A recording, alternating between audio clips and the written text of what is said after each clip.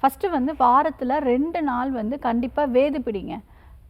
சிம்பிளான ஒரு விஷயம், பச்சை கற்பூரம் இருக்கு இல்லையா, அது வாங்கிக்கோங்க.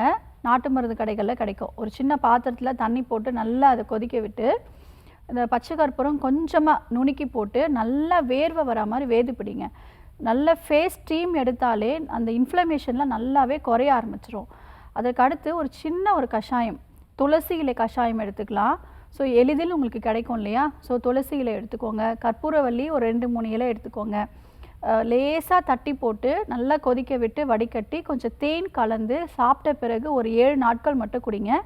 இந்த டஸ்ட் அலர்ஜினால் இல்லை வேறு ஏதாவது ஒரு அலர்ஜினால் வரக்கூடிய பிரச்சனைகளுக்கு இந்த துளசி இலை கஷாயம் வந்து ரொம்பவே உபயோகமாக இருக்கும்.